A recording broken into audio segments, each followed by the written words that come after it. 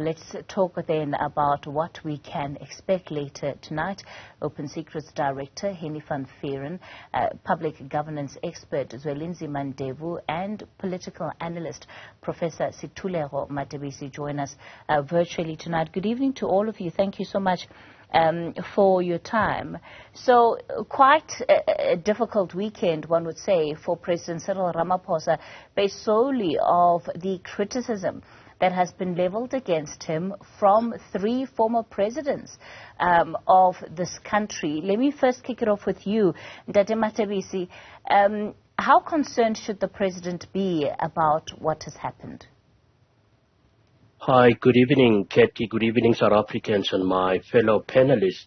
I strongly believe the president would have taken note of some of the criticisms, and I think what perhaps will count against the president and the Zondo Commission, it was some of the, the changes that needed to be made.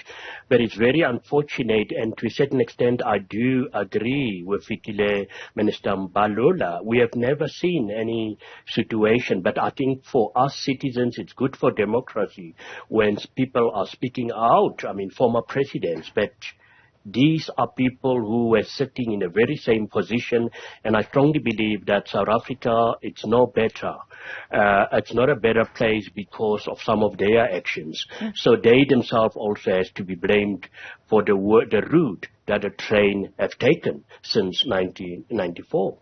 Hennie, let me bring you in just on that point, right? That, of course, it's easier to give criticism today, but the reality is that over the years when South Africa was in the state of decline, and that has taken place over consecutive presidencies, we've seen leaders of the ANC rather choose to keep quiet. How do you interpret this moment? Well, Kathy, I think it's very helpful that we have a culture that's open, where we can debate these issues and speak openly about the failings in our governance in a country like South Africa, both within the public and private sector. But I think we need to just keep in mind a few things. These are three individuals who spoke out, and they're all complex politicians with their own failings. President Thabo Mbeki, of course, we shouldn't forget, had a particular denialism when it came to corruption, not only the issue of HIV/AIDS for many years, particularly around that very corrupt arms deal that he was the architect of with others, and of course that benefited the European and other arms companies. And I think for many years I found it very difficult to admit that that was hotwired for corruption, which set us up for the problems we have. President Kgalema Motlanthe was in office for a very short period of time. When he was in office, Kathy, he signed off the legislation that effectively killed the Scorpions, the country's anti-corruption unit, and that was obviously at the request of the leadership of the ANC at that time under President Jacob Zuma. And of course, President Jacob Zuma himself is a man who's so deeply implicated in corruption. In the Zondo Commission report, not only the report, it's the evidence that was presented over years before Chief Justice Zondo, which speaks to his complicity in state capture. And I mean, I think if we want to talk about, we should use words like treason very carefully, but an attempt to sell off the country's state-owned enterprises and drive millions of South Africans into grinding poverty. He has a deep complicity with the crimes against South Africa's people. And so, I think particularly it's pretty rich coming from President Zuma. President Ramaphosa has his failings. They need to be publicly debated. He needs to be held to account by our public institutions like the Reserve Bank, the FIC, and of course the parliamentary committee that's looking into that. But I think we should just perhaps a word of caution when we need to be reminded of the imperfections of our various leaders. Mr. Ndevu, in as much as these presidents themselves have very contentious legacies that we can talk about, it doesn't absolve President Cyril Ramaphosa of what has taken place under his time, or even of the expectation of the moment. South Africans have been waiting for months now to hear exactly how government is going to respond to the Zondo Commission of Inquiry report, also being mindful of the fact that some of the individuals that have been implicated are serving within his cabinet, are leaders within his party. Thank you, Katie, and good evening to my fellow panelists and your listeners. I think the call for public accountability, for leaders to publicly account, can never be underestimated. And the fact that This call is made time and again for our leadership and for the president to account for the actions of government and for his action as an individual person. That's a very important consideration that one should think about. And we have seen that lack of accountability, that lack of coming out with clear responses to issues of national interest, that clear responses would want to hear, or clear direction or plan of action from the president and the cabinet has been lacking for some time. And I think that is something that we need to address urgently, as people are running out of patience with government, and the lack of service delivery, the persistent corruption that my colleagues have talked about, that has been happening for over a number of years. The number of commissions of inquiry that have been set out, that have came out with the reports that were just shelved and never implemented, when billions have been spent on this commission of inquiry, that talks to accountability that we'd like to see. And if we don't see that, if the president does not come up with concrete actions as to what would happen, we want to hear about what would happen, when, how. And if those things do not happen, people will continue to call for public accountability. Whether it's Ramaphosa, whether it's any other leader, the issue of public accountability is paramount. We'll continue the conversation in a moment. Open Secrets, Hennie van Vuuren, public governance analyst Zwelinzima Ndevu, and Professor Matebesi Sethulego, our guests for tonight. Of course, we're expecting that the president will make that announcement in terms of his response, at least officially, to the recommendations by the Zondo Commission of Inquiry at 8 o'clock tonight.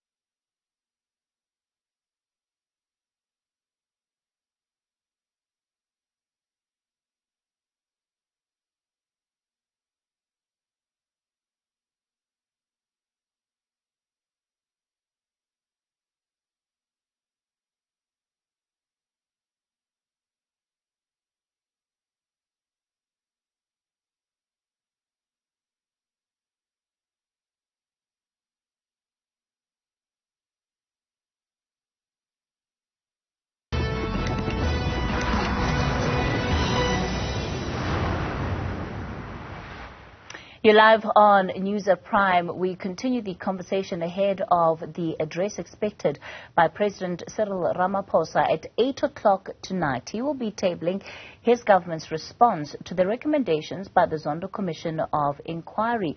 Joining us tonight is Professor Matebesi Sethulego. We also have Hennie van Vuuren of Open Secrets and Zwelinzima Ndevu, who is a public governance analyst. Hennie, I want to come to you here, because if we're really being honest about how this government has responded to even the findings of the Commission of Inquiry, it has been lackluster.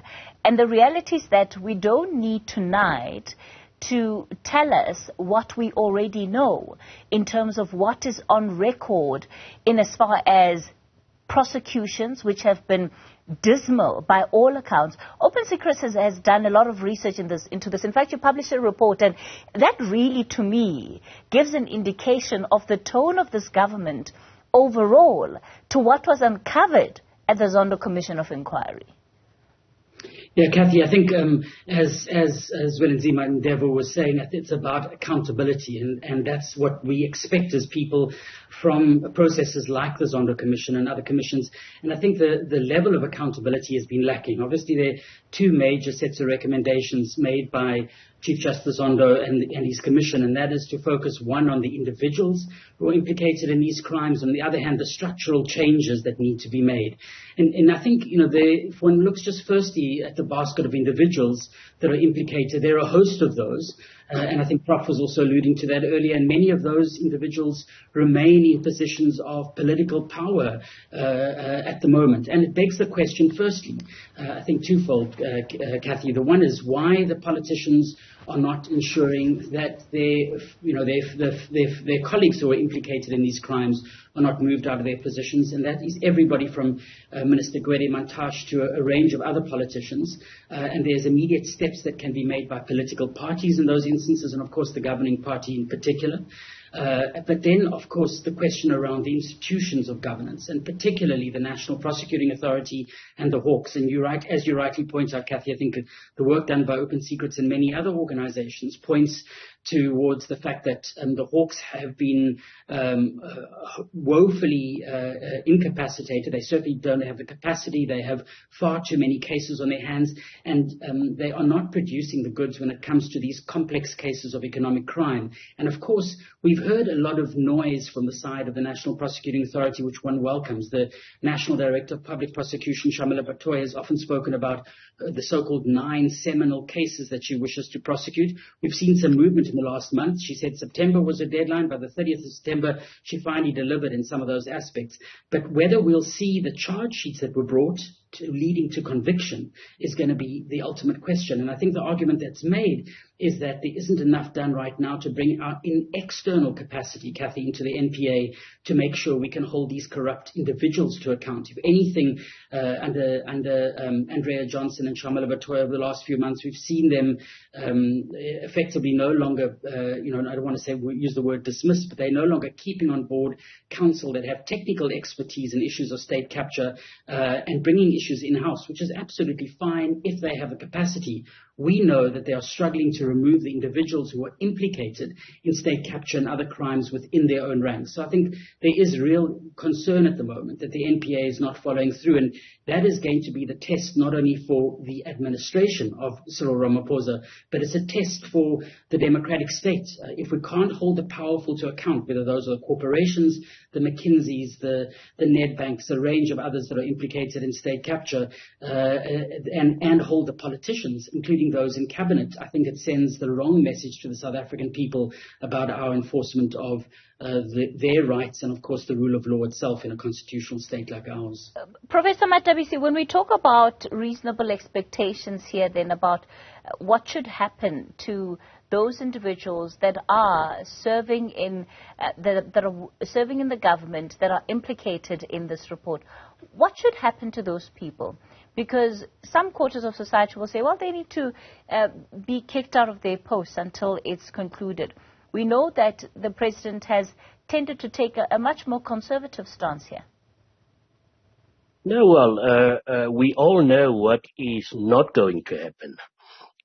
First of all, those who are implicated will definitely not even consider the reputational damage that they are doing to this government and to our constitutional democracy. We've seen numerous evidence of that where there is lack of accountability.